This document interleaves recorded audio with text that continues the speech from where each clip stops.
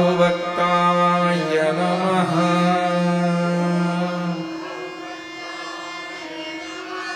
Om Bandhamochakaya Namaha.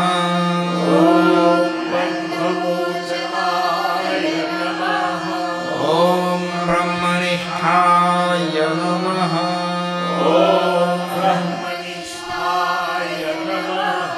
Om Brahmaparaya Namaha.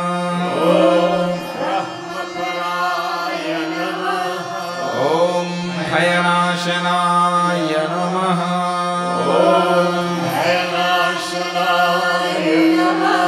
Om Bharata Gauravaya Namaha.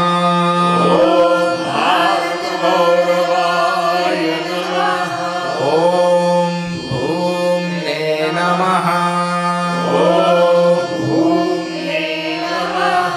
Om Mahavakyopadeshakaya Namaha.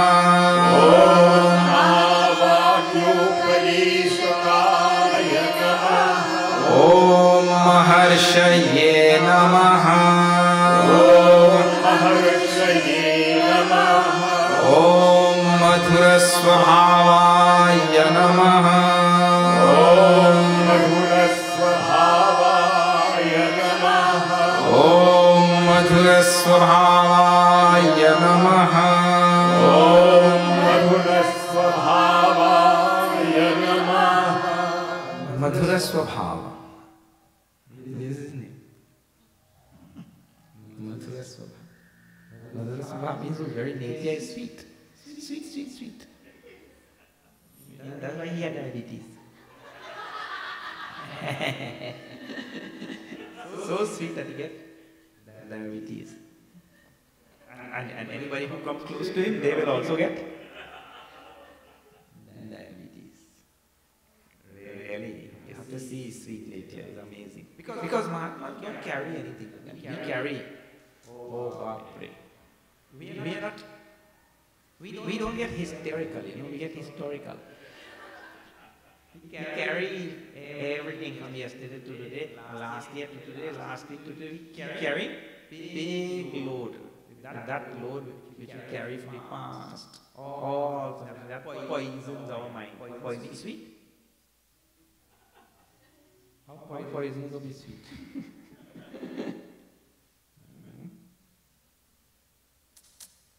Sweetness is the bliss, the Atman, self. You see? And that presence of reality, that presence can only be felt in the present. So he is always in the present. So he's in touch with that sweetness of his own heart. Therefore, what he has to offer when you meet him? Only sweetness. We carry past poisons our mind. Madhura Swabhava. Nature is sweetness only, because he has discovered his nature also. When you have corn seed in your pocket, you can give corn seed. If you have money in your pocket, you can give money. If you have abject misery, what you give?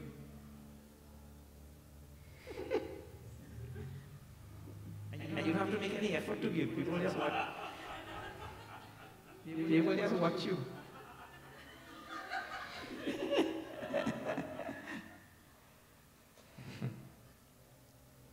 So drop all things and you always remain in the present. Don't let anything poison your mind. Just remain in the present moment. And then you have happiness to give to others. Otherwise, this world is only intent on giving sorrow to everybody. Discover his nature, which is Madhura. Madhura Swabhava. Okay. So Madhura Swabhavaya Namaha. Salutations to that one whose nature is pure Madhura. Now, if you are joining for the first time, we are seeing Srimad Bhagavad Gita, chapter 13. When we left it last night, you will remember that we have just reached Samadiptamadam Vitvam Sansat Step one.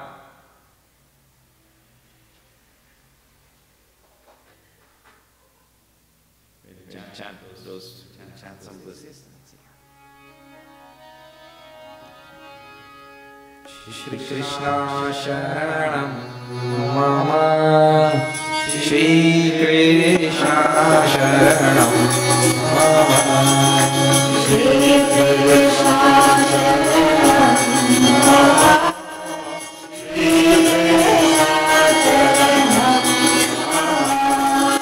Shri Krishna Sharanam Mama, Shri Krishna Sharanam Mama, Shri Krishna Sharanam Mama,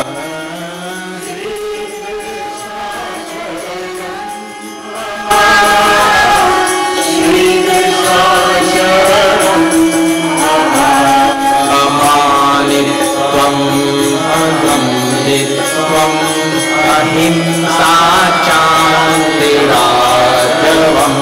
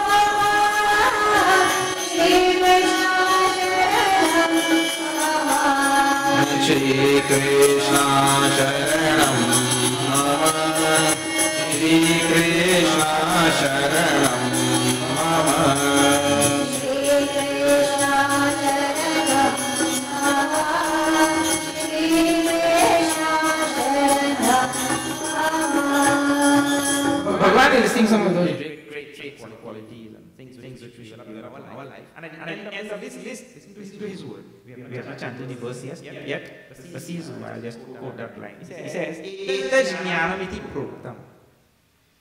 These qualities themselves are called jnana. The qualities are called as jnana, knowledge.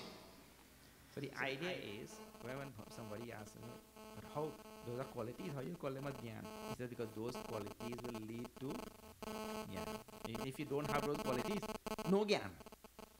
That is the idea. Jnanless.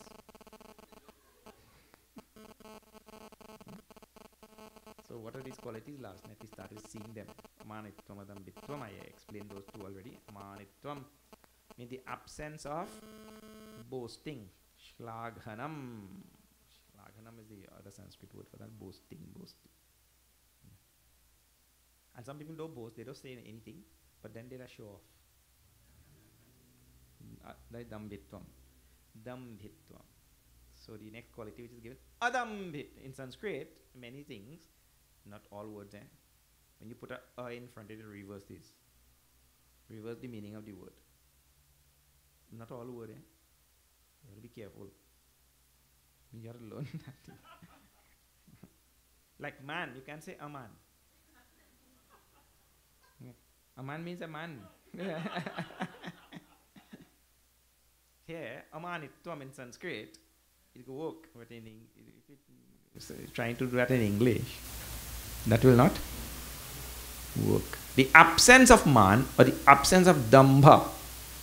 So here, manitvam, maninaha bhavaha it is called. The meaning of that is to boast. Maninaha bhavaha. And or to say things, do you know, you have to be very, very careful. We have to be so careful. Because sometimes you may even say the truth. But then, that also, so manina bhavaha. And dambitvam, showing off all the time. Huh? Then the next one is, now we have to see ahimsa. That's where we left it last night. This ahimsa quality we have to develop. Ahimsa has very less to do with our physical action itself. Ahimsa has to do with our mental state. Ahimsa is measured only at the mental level. What is the attitude behind our actions? So that thing can be physical action, mental action, whichever type of action, right? What is the attitude behind that action? If it is one of bringing benefit, that is called as a hita to the other, benefit to the other, then that is called as ahimsa. If it has any slight trace of bringing any form of pain to the other, that thing is called as himsa.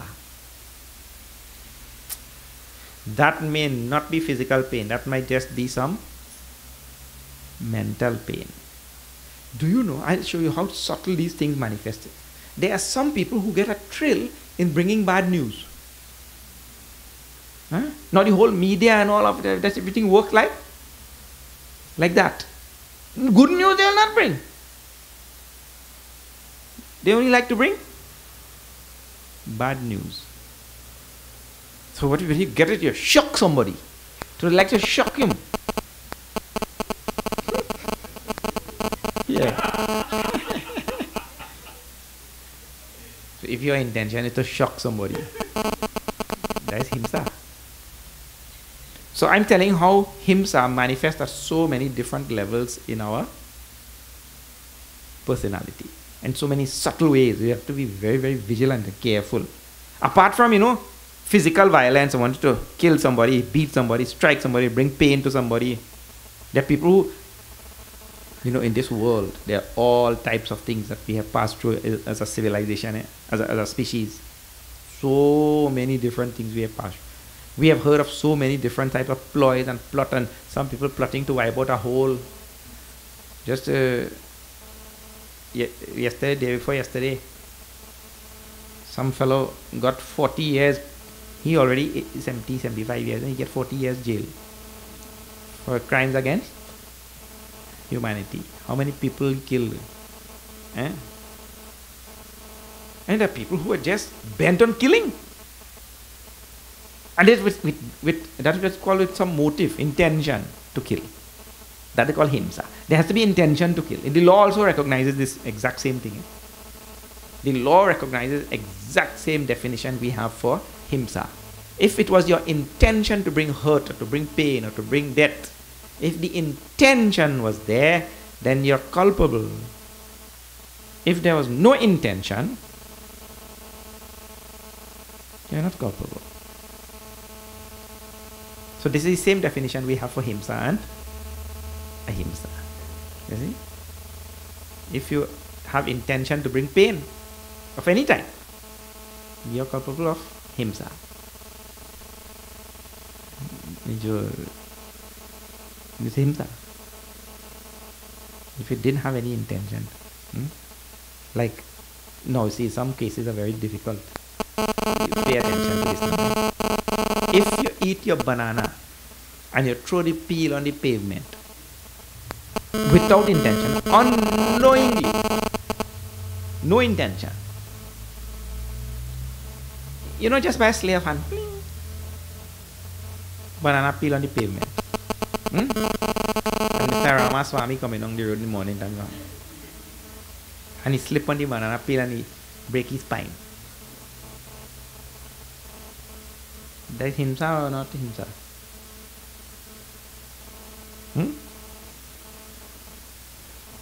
That is himsa. So when we say the thing intention, right, that also has to be qualified. Because he didn't have any intention to break Ramaswami's spine, you know. In modern law, that thing is called negligence. In our tradition, we call it a sin of omission. You omitted to dispose of your garbage in the proper manner. And so, it caused pain to somebody else. Pramad, we call it. The proper Sanskrit word for that is pramad. Pramad means has consequences. So you break Mr. Ramaswami's spine. That has consequences. So we can commit himsa also on, this is a special category, which is also recognized in law. Tort law. Negligence is. So now how careful we have to be in all things which we do. You see? So himsa. Now, of course, in English modern terminology, I'll be saying that is himsa. There we call it, in Sanskrit we have a special word for that, that is called as pramad. Inadvertence. Pramad. So that pramad has its own consequences. I mean, by your pramad, you brought pain to somebody else. So we give it a different name. But so we could bring pain to so many other people unknowingly also, and still we have to pay for that. So same thing with this karma, this is himsa now. When we bring pain to anybody, there is a consequence. No? Kshantihi. Kshantihi, not shanti. Kshanti. You have to put a K in front of shanti. Try that. Don't bite your tongue. Kshanti means forbearance. The other word for that in Sanskrit is titiksha. Titiksha, we have to have forbearance. Only a person who has forbearance will really get knowledge. That is true also. That is why I see in our Shamadhi Shatka Sampatti and all, titiksha is there. Forbearance is a very, very important thing. All of them have logical reasons. Last time I told you also that for one evil quality, we have to have so many surrounding other evil qualities. If they are not there, this fellow cannot be sustained. I'll show you how you cannot get here. Titiksha, right? Or kshanti. How you cannot get knowledge? Because of simple thing. See, what is titiksha or kshanti means forbearance, right? I just told you. Forbearance, if it has not been developed, it means to say, and like for example, let us say this place is warm, and warm and I'm sweating, right? And I can't bear it. And I'm not titiksha. I can't bear it. It means to say that the strength of identification with this BMI is so strong, no knowledge will come. They're like a wall. The identification with the body. Because what was warm? The Atma can be warm. Atma warm or what? Atma is nirguna. So that means the identification with the body is so strong, so overwhelming, that there is no chance that any Gyan could seep through that wall. That is why you develop titiksha. Means I should be able to bear that thing so easily. See here. Warm what? Nobody ever died from a little warmth before. And I will not be the first also. When you are able to maintain that equilibrium in that heat and shitoshna sukha dukkeshu, we saw that in the second chapter, and everywhere, 12th chapter also. Samatvam. You see? Titiksha requires samatvam. And maintain that balance, Gyan can come. See? So everything is connected here logically. Don't think that Bhagavan just saying words like that. Shanti, arjavam is the next quality. Arjavam means you have to be straightforward. Straightforward. You see Mr. X walking down the road there? The answer is yes or no. Some people, let me tell you something. This mostly, if you go to India, you will see. Where's Bhaji Tola? You will ask somebody, where's Bhaji Tola? Oh, Bhaji Tola, इधर ही है, नजदीक है, बगल पे है. You mean it's very close, right there. You just walk there. You will see the Bhaji Tola. 2 hours you walking here with Bhaji Tola. That is India. And you know, let me tell you something. I went first time to India in 91. Now, 91 to now, how much years? 24 years, something, right? For that time it was like that, and now it was still like that. I say after 20 and 5 years, they change and all. No change. Yeah. Now they go send you more far. Bhaji Tola. Straightforward. Look, where's Bhaji Tola? I don't know. One man in a hillbilly country in America, he get lost. He way off the highway and he end up in hillbilly somewhere in Kentucky somewhere, or one of those places. So he see a hillbilly on the road. So he stopped.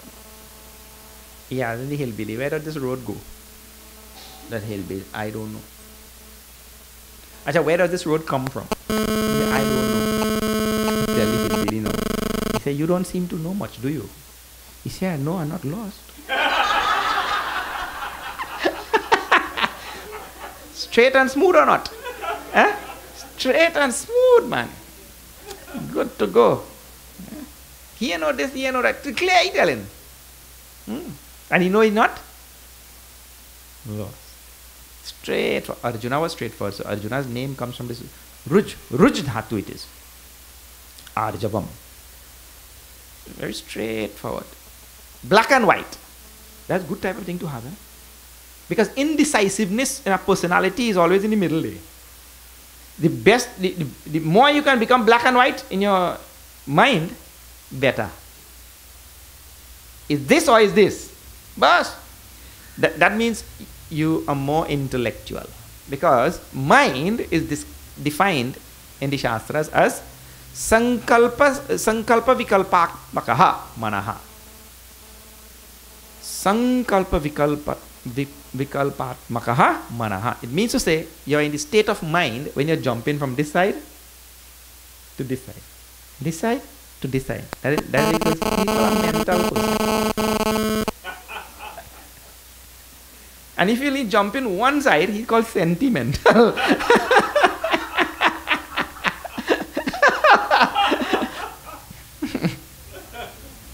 But mental, jumping from this side to this side. That person who has the thing very clear, you know, jumping back and forth, no. Is this man jumping forward, it's very firmly decided. And no jumping, he's called, that is the intellect. That's buddhi. This is the definition. Nishchayatmika buddhi. Nishchayatmika means to say it has firmly decided this one, no jumping here and there. But you want tea or coffee? And tea, coffee.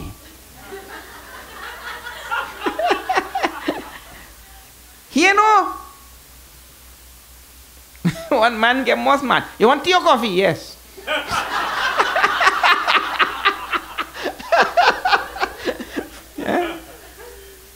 Nishchayatmika buddhi. Coffee.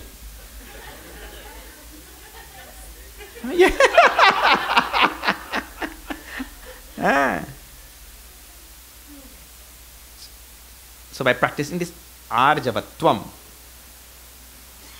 one helps the intellect, that intellect which is the instrument for gyan, you know. See, all of these things are related so well. Straight. It means you have to jump from sentimentality and mentality to buddhitality. Buddhi, intellectuality. Oh, straight. Anybody ask any question? If you know, you say. You don't know? You say, I don't know. I see somebody like he, you know. He was wearing a blue shirt. with white stripe? No, there is no demand. Oh, you ask, either you see demand or you didn't see demand. People like this kind of thing. Arjavam. Acharyopasanam shaucham steryam atma vinigraha. Next quality. Acharyopasanam is a very nice phrase. Bhagwan Bhashyakar has to define what is the word acharya. Acharya word you have heard. Acharya is a replacement word for guru. Acharya. Guru. So Bhagwan Bhashyakar has to define that word first.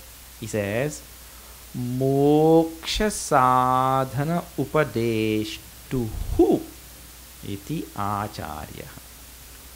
An acharya, guru, is one who teaches in the discipline of moksha. This is the best definition. Because if somebody teaches Sanskrit, somebody teaches chemistry, physics, mathematics, this, that, enough colors, acharya, guru. Moksha sadhana upadeshtuhu. Teaches in the discipline of moksha. He calls us guru. He calls us acharya. So acharya upasana. Acharya upasanam. This is the quality that we have to develop. He says, waiting on the guru. What does it mean, waiting on the guru? You know, in English language, there's a waiter. What does the waiter do? So, you see. And he waits there also. He takes orders, waits, that kind of thing. He says, waiting on the guru. Shushrusavaha. Like that. So, to wait on the guru, to serve the guru. Gurudev gave this a modern slant. What is that modern slant? The modern slant is you stand for what the guru stood for. That is the modern slant. The guru stood for spreading, in our case, spreading Vedanta, making it available to all and sundry. Let humanity know the gems that are there in the Upanishads. Kaunteya pratijanihi name bhakta pranashyati. Bhagavan tells to Arjuna. We saw that. Where? Chapter 9. Arjuna, let the world know that my devotee never perishes. My devotee will come to Mameshyati. He comes to me.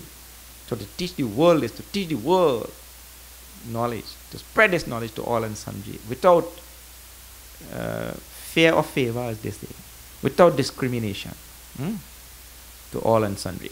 The Guru stood for that. The Guru stood for discipline. The Guru stood for straightforwardness. The Guru stood for accountability to the society.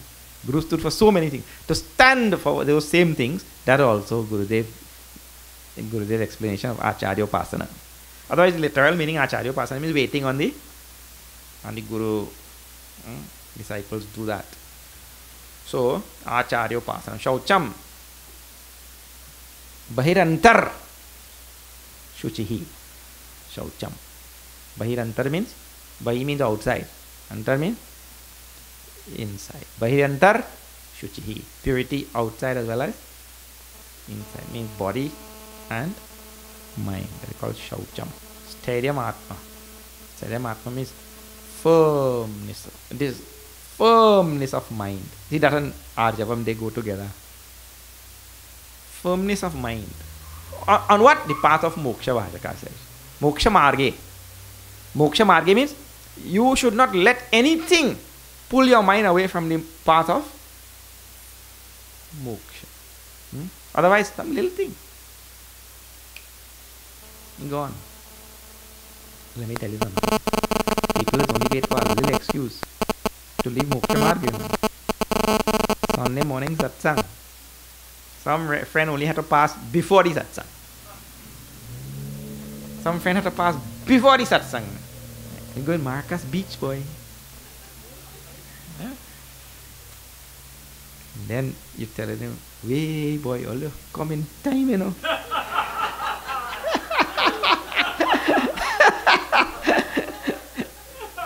I be going to satsang. Good thing all you come in time. You see, that mean to say. So, moksha marge stairyam atma. Firmness on the path of moksha. Otherwise, people are firm in many things, especially stubborn people. Obstinacy is a great, great thing. He has also stairyam atma. Isn't it? That's why Bhashakar put this moksha marge.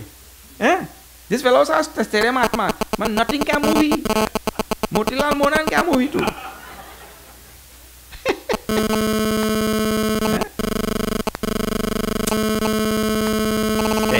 Vinigraha. Stairyam and atma vinigraha.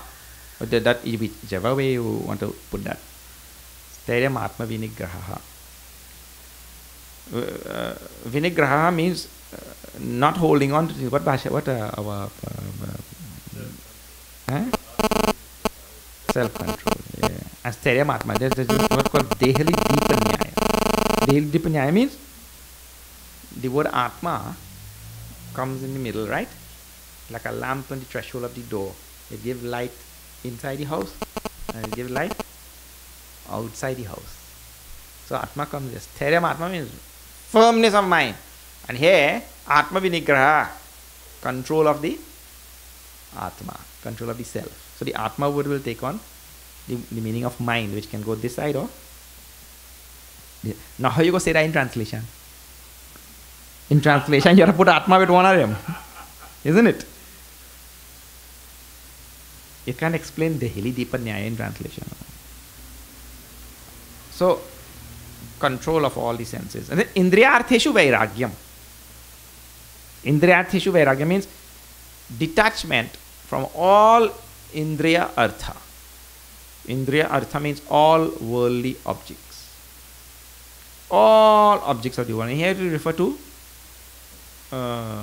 insentient objects, things to which we are attached. Because just now we will talk about sentience in a sentient object in another line. So insentient objects, all objects to which the eyes and ears and all the senses are the indriya. Indriya means the senses. So we are attached to so many little things, this, that, and we want things to be in a certain way. Amazing thing. You want to appear in a certain way. Amazing. And we want to appear in a certain way here, but when we go there, we want to appear in a different way. How we attach to all the different objects of the world for us to appear in different ways and all that kind of thing. So, Indriyateshu Vairagyam, detachment from all the worldly objects. Anahankara evacha, the absence of ahankar. Ahankar means I. I so great, I indispensable, I am wonderful, I am the best, I am man. You're the man. People like them thing, yeah. I, that ahankar means so strong. Okay. There are people in this world who feel that the world will revolve around them, and without them nothing. That's ahankar. Now see, Janma, this is a very famous line. I quote this line all the time.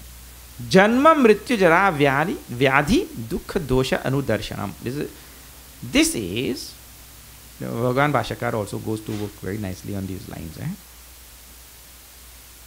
Dukha dosha anudarshanam.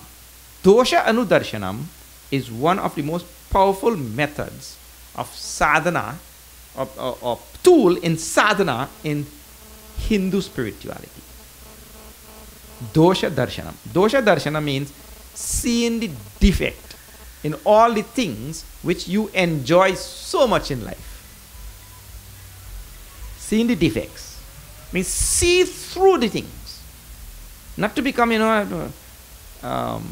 so dodo head that you follow along with all the rest just going on, all the rest just doing that. You're like all sheep going in one direction. So you also will be like a sheep. following down the road. But to see through all things, what you think is so good, see the defect in things. Now, he gives the main things which you are supposed to see the defects in. Janma, Mrityu, Jara, Vyadhi. There is defect, great shortcoming in Janma, birth. Because what? When the human being is born, he is supposed to exhaust his karmas and reach reality, highest reality, right? What he does? Well, he has reached no reality in that birth, and the karmas which he is supposed to exhaust, well, he bill about 10 million more, right? Janma. This is defect in birth. And then we celebrate. Today is my birthday. You wouldn't give me cheesecake? And when, if anybody forget your birthday, they had it. Especially your husband or your wife forget, your spouse forget their birthday. Like the last time you forget that. But the best way to remember your spouse's birthday is to forget it once. Eh? So see, he has seen no defect in birth and all. So see the defect in birth. Then Janma, Mrityu. The next word is Mrityu. So how everybody die? Everybody die in a state of ignorance only.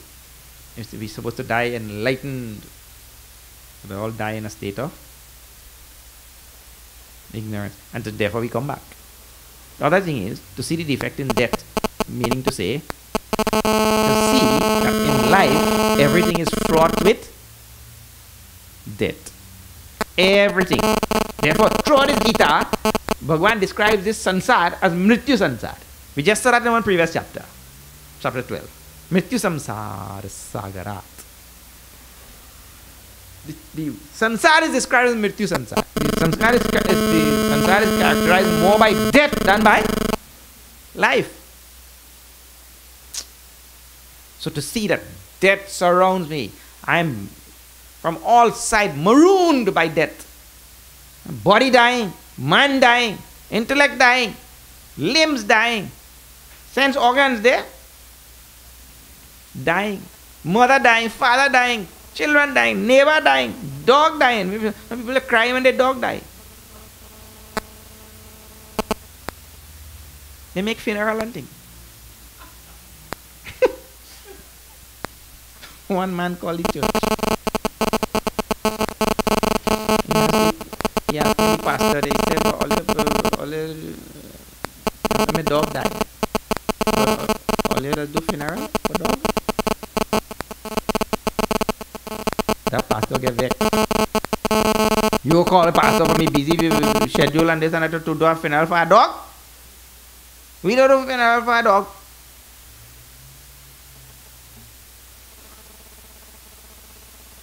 He said, sorry, pastor, this dog was a pet in the family and everybody loved the dog so much. We had him for 12, 14 years and he was like a family member to us and he was very dear and all that kind of thing. And so many years back we decided that we go also donate a $100,000 in the dog's name,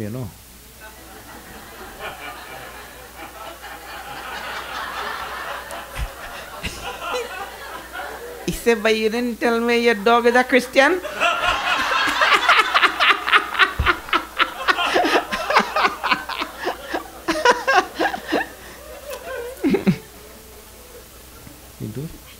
People have all sorts of...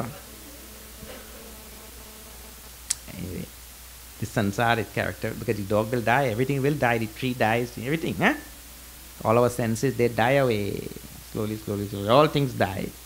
So see the defect. Now we get sentimentally attached to everything. See the defect in the world. It's fraught with death. Jara. Oh. See the defect in Jara. See, people don't usually think about old age. Jara means old age and senility. People don't think, eh? Suddenly you think dawn. Yeah, some people are thinking, in old age, this could happen, that could happen. No, man, he only khate, pite, and mauj karte. He eating and drinking and yeah, he is thinking about no old age and thing. You see? And all sorts of debility is set in, and so many things. When that time come now, and that time, when things that you need, that time only they go in. Amazing thing. The eye is gone. Hair is gone. What you say? Hair is gone.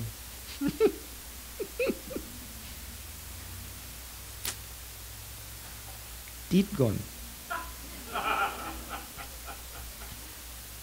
You know, is the last teeth to come out in your mouth? Last teeth to come out in the mouth? Not wisdom tooth. False teeth.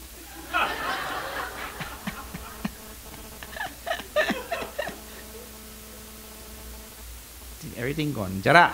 Then, but the word specifically refers to, whilst all of them go, the word specifically refers to the infirmities that set in the mind. Memory goes. Then all sorts of, nowadays with all sorts of lifestyle diseases and so many problems, right? So, that time the problem is he cannot really reflect, ponder, meditate, do vichar. He cannot logically consider things because that's why just sharpness has to be. Spirituality demands a very robust type of personality, mentally and physically. Not as a, if like that from young you day, intellectually, mentally, then that mind will not be able to carry through the whole life. That's why from young itself, you have to go on into exercising this intellect, study all the deep things. It's very important. Janma mrityu jara vyadhi dukkha vyadhi. Next one, disease. See the defect. How many diseases from birth till death? Some born with disease also. Vyadhi. So seeing the defect, dukkha dosha. See how all of them give dukkha. Otherwise you take dukkha as another one. Separate. All of them are rigged with dukkha, all the four we just saw. Or they are four by themselves. You see, dukkha is also another shortcoming in life. Everything is only fraught with misery, sorrow from all sides. Doshan, see the defect in all of these things. Asakti rana vishwangaha putra dara grihadishu. Yeah? Anabhishwanga. Anabhishwanga. Let me tell you what that Bhajaka explained is the best. Abhishwanga is the Durgun. Durgun means the bad quality which we have to get rid of. Abhishwanga.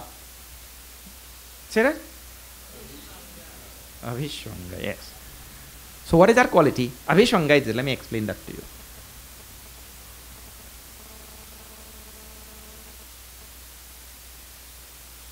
Parao mrityu aham marishyami. If somebody else die, I die. Mean to say, I so identified with, so attached to the other, that if that one has sorrow, I have sorrow. If that one has joy, I have joy. If that one die, that is called Abhishwanga. Now, whose life you live in? You just think, whose life you live in? The other person's life or your life? But this is what a human being does. This human being is a schizophrenic mad person. Because he live in his life and he live in.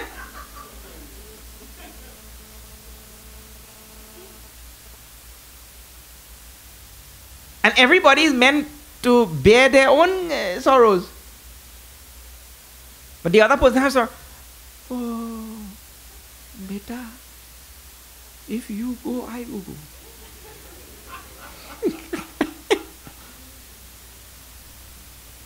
This that thing called Abhishwanga. You get a picture now? And let me tell you something. That not only has to do with the next person, that could do with an object also. Maybe car gone. He gone too. Or the dog, yeah. Either one. Car, dog, anything. Mar gaya hoon.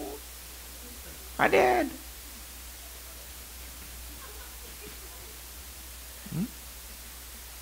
Life has no meaning. I just hear all kind of nice things in this world, I tell you. That is called Abhishwanga. Anabhishwanga means that quality should be absent totally from the personality. He will get Gyan. And he gives here with regard to specific things because he knows where the Abhishwanga is. Where is this Abhishwanga? He says, Putra Dara Grihadishu. Putra, children. When I told, how many times I tell? When Bhagwan really want to delude human beings, he give them children.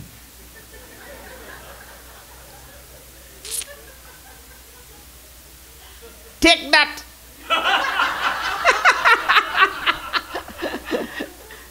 When human being get children, brother. Oh. And when they see, grandchildren are worse now because that time also Jara set in. Just now we talking about Jara, right? When grandchildren come by that time, Jara come there also. Oh, when they see that Munna day, they forget all sadhana, forget yoga, forget bhoga, forget Bhagavan, forget everything, Only thing that matters now is Munna. Nothing matters again. Putra, first thing, Abhishwanga. Now if that Munna goes,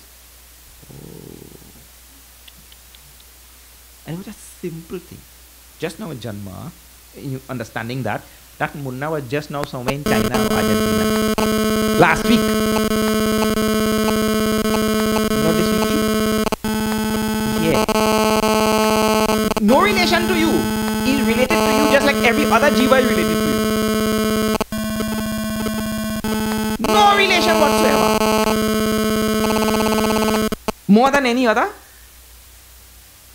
Because just now he is related to a Chinese man. Correct or not? Just a little while before. Now we come here and he will be related to you. And in the grand scheme of time, he will be with you for a short period of time. Right? The grand, infinite time, he will be with you for this short period of time. That is just like a insignificant moment, a nanosecond in the grand scheme of time. It doesn't fit you also. But you get so taken over by this Munna.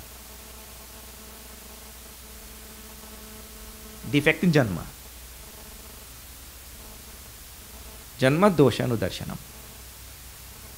Not at all related. That is the same thing like when you meet somebody on the subway. You meet somebody in the bus. You meet them for a moment. That relationship. Same thing.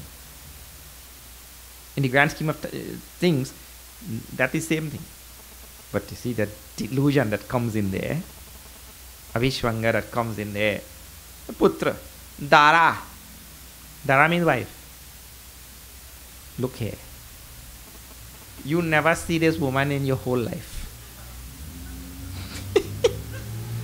You gone there in the zoo.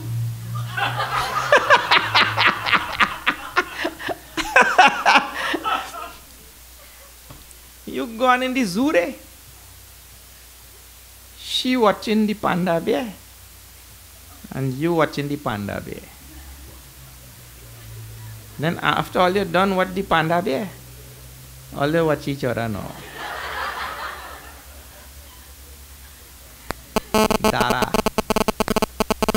Dara means wife. Of course, go the other way also. You can substitute there the husband also. Right? But he developed the avishwanga now. Oh, without you.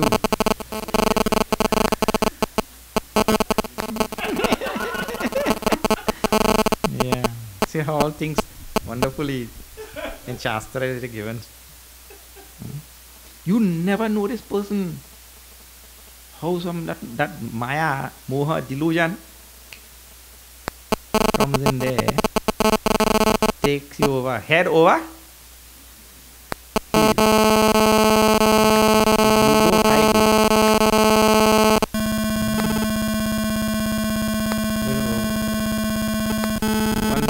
One wife asking her husband.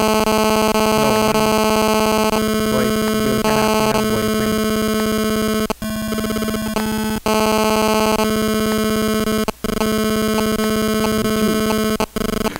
Would you still love me after I die? He said, no, mine is an undying love. If you die, you. All sort of nice, funny jokes are there, but I better don't tell no more. Nah? Because you're taking advantage of it because you are married.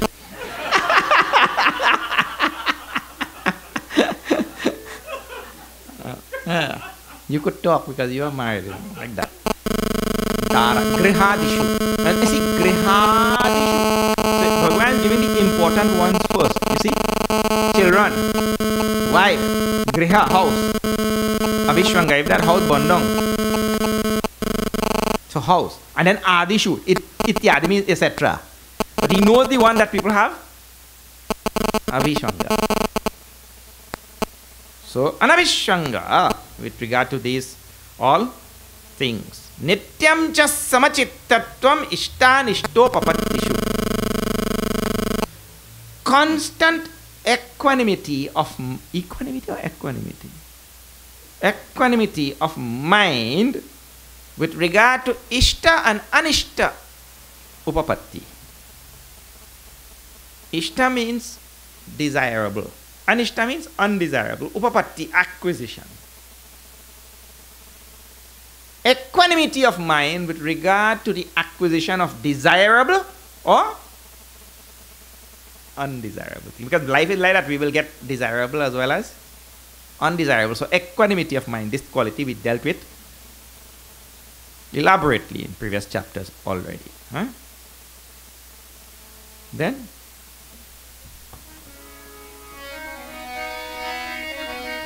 Shri Krishna Sharanam Mama, Shri Krishna Sharanam Mama, Shri Krishna Sharanam Mama, Shri Krishna Sharanam Mama. Maha Jnana Yajna Bhakti-ravyabhicharini. Shri Krishna Sharanam Mama, Shri Krishna Sharanam Mama. Vivekta desha sevitvam aratirjana samsadi. Shri Krishna Sharanam Mama, Shri Krishna Sharanam Mama. Adhyatma jnana nityatvam tattva jnanatha darshanam. Shri Krishna Sharanam Mama, Shri Krishna Sharanam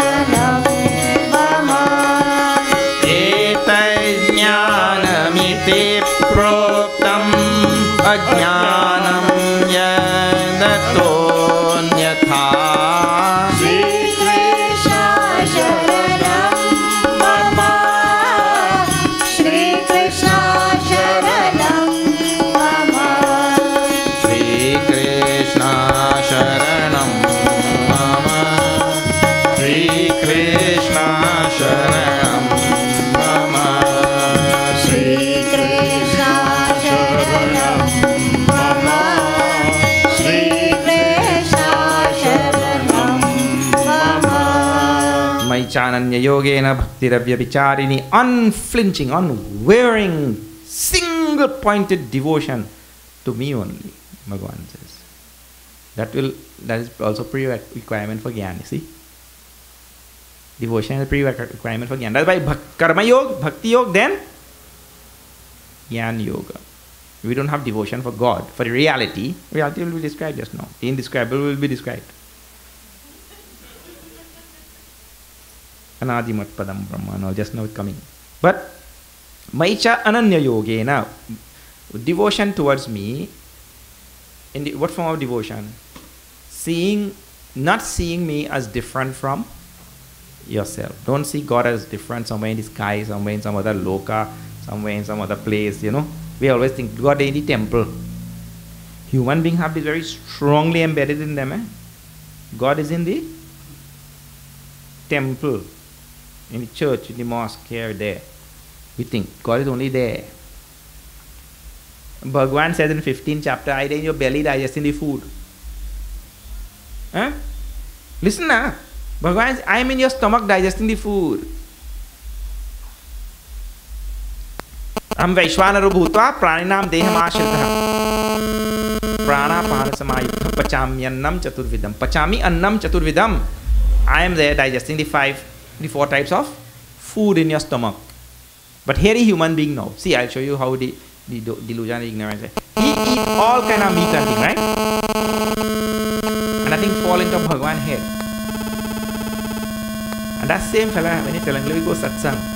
Sunday morning, he said, no boy, I eat meat, I can't go in the temple. I eat meat, I can't go in the temple. He go tell you that thing. Then, the meat don't fall on Bhagavan's head, but he thinking Bhagavan only there in the temple. That is an amazing thing. That is to show you the height of our delusion and misunderstanding, confusions and all.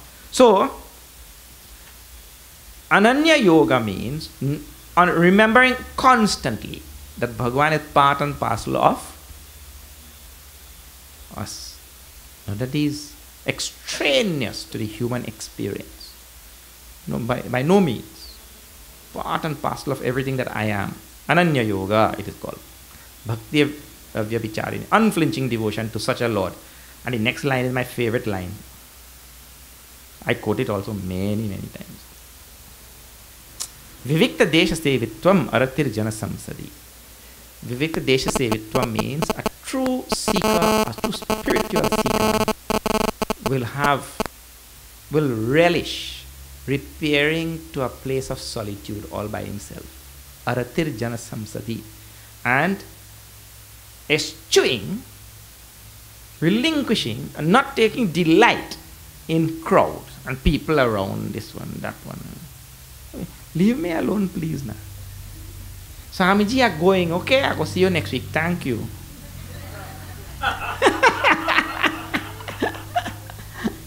Thank you. Just leave me. Hello. Spiritual seekers love that aloneness, not loneliness.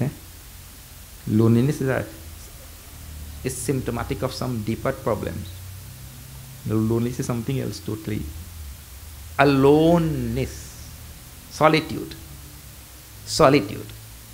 It's a most wonderful spiritual quality.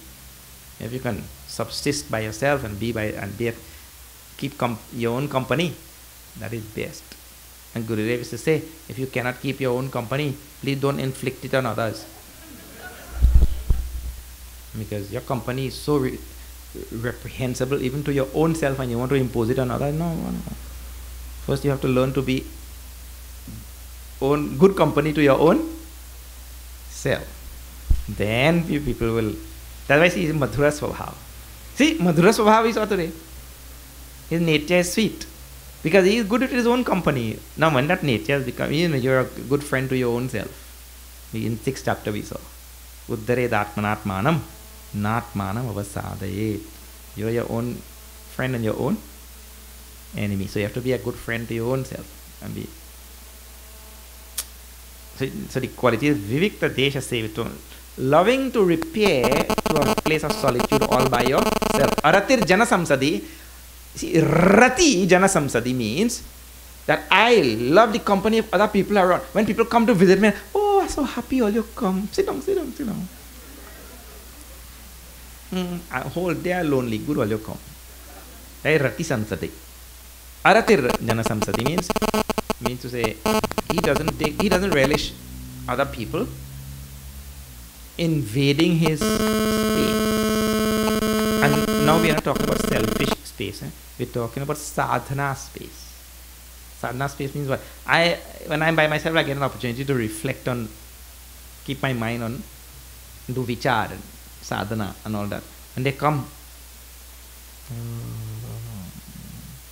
my meditation gone, my reflection gone.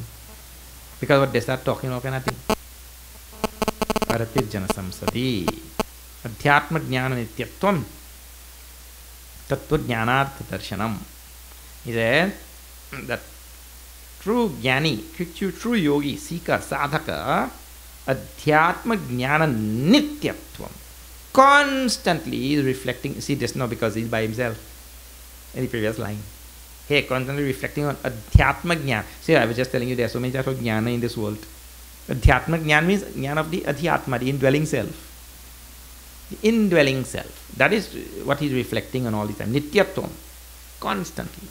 Unceasingly. Adhyatma jnana nityatvam. Tattva jnanartha darshanam.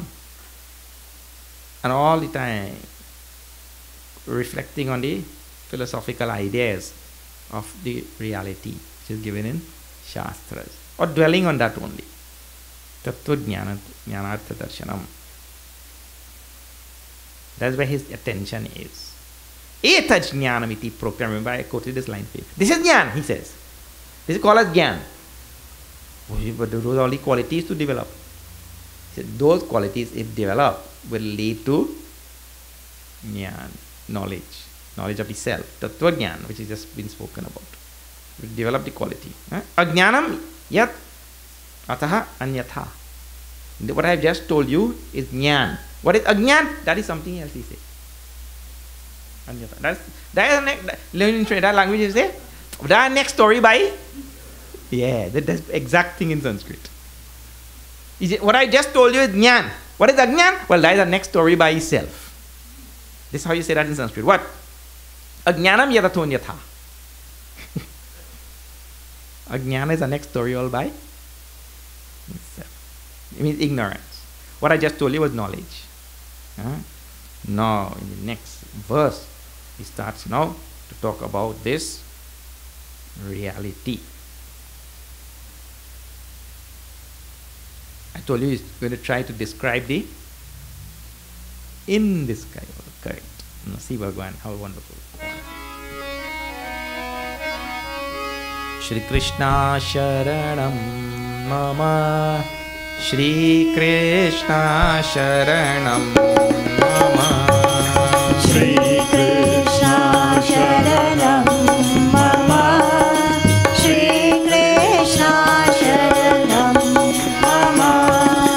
Yeyam yat tat pravakshyami yajñātvā amritamashnuti. Shri Krishna Sharanam Mama. Shri Krishna Sharanam Mama. Anādimat param brahma na sattanna sadochyate.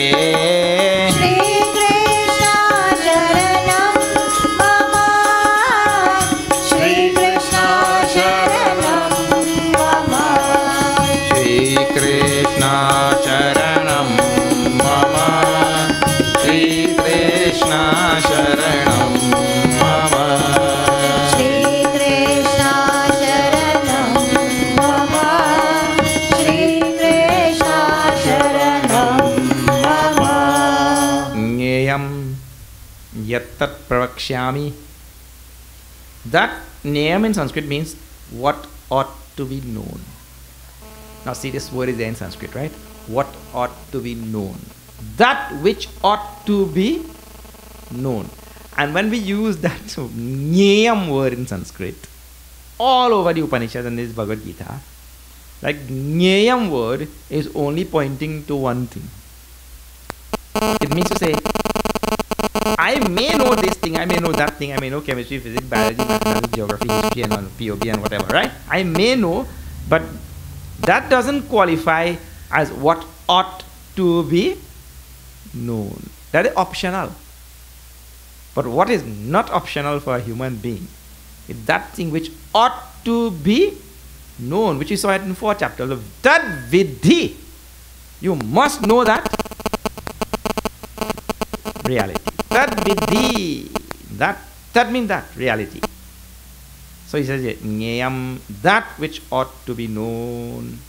Yat tat Jnayam, that which ought to be known. Pravakshyami, I am going to tell. I am going to tell. In the future tense. Pravakshyami is future. I will tell now. That is immediate future. What? Yajnat. The question was, why? He himself says, Yajnatva, having known which, Amritam Ashnute, you will enjoy absolute bliss. In the one thing which ought to be known, I am going to tell about that thing. Having known which, if you come to know it, you will enjoy imperishable bliss. Amritam Ashnute means you will reach the state of enlightenment and enjoy limitless bliss. What is that? Bhagavan doesn't waste any time, In the same verse, in the next line itself, it is anadimat. It is beginningless. Now, I told you he's going to tell about that reality, God, absolute. God word is not the proper word in English. We just go on using that word, but it is so misleading, that God word. It is the absolute reality. Huh? All of these type of things philosophically from your mind, you have to start wiping them out. The God word is a Western word, which is very misleading. The absolute reality, it is anadimat. It is without beginning. Beginningless. Right? But you know that your mind, to you, for all purposes, had a beginning, right? So it's very difficult for your mind to think about beginningless. So it means it goes beyond the mind. That reality is anadimat, beginningless, param, beyond all the senses, beyond the mind, beyond the intellect, param, supersedes everything, param, greater and beyond. Really cannot come within the ambit of the mind. Brahma, the absolute, all-pervasive reality. Brahma, it is called. I told you I made distinctions between those words previously. Please pay attention to those words. You have to be very, very careful. Brahma and Brahma. Brahmaji is Brahma, Vishnu and Mahesh. That is different. Brahma here doesn't refer to any form. It refers to the absolute, formless, attributeless, all-pervasive, beginningless reality. Brahma. There are so many words which are close. People get confused with all of those words and all. Brahma is the absolute reality. And the next phrase is most wonderful. Nasattan nasad uchyate. It is not sat, nor is it asat. It is not called as sat or asat. But we shall go and say it is sat, chit, anand. That has only a relative significance or importance when we say it is sat. Because if something is beyond the body, mind and intellect, when we say it is sat, that appellation is something which is superimposed only by the intellect, isn't it? But if something is beyond the intellect, how can the intellect come to know that thing and so superimpose on it the appropriate appellation or characterization? Since the intellect doesn't know it, it is incapable of giving to that thing the suitable or appropriate appellation. So when we say it is Sat, we are just saying that to satisfy our own intellectual requirements. We also understand that that word Sat will have its limitations, because you are trying to characterize something with a small name, something which is infinite, something which is beyond the intellect, which you really did not see. Everything in this world, we gave it a name because of a specific reason, purpose. Bhagavan Bhashyakar says, because that thing belongs to a genus. It has genus. That thing has karma, it has a function. It does something. That thing has some gunas, qualities. Because of those kind of things, we give it some name. Not tell, what is the genus of Brahman? Right? Names are derived by those things, right? Relation, sambandha is the next one.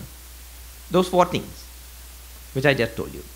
Genus, some gunas, some kriya, some activity function, and some sambandh, relation.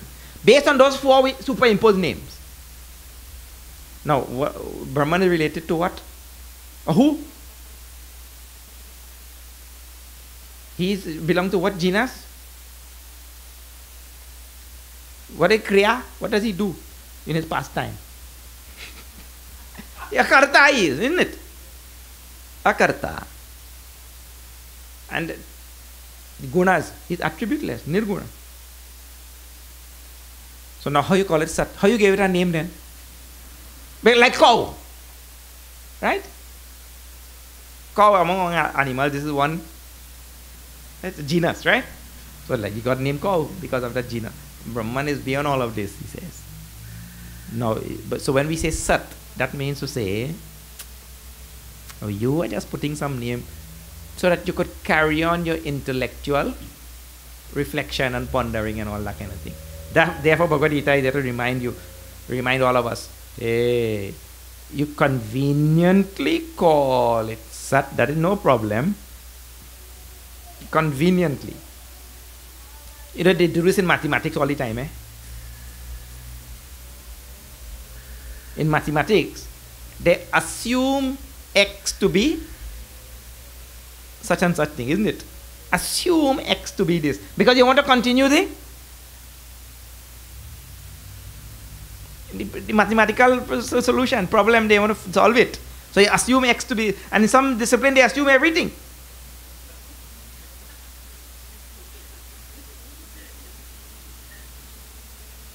One chemist, one physicist, and one economist. They're stranded on an island, and they only have one can of bean. So the physicist, well, they have no opener now. How to open that can of bean? So the physicist said, no problem, we'll climb this coconut tree here.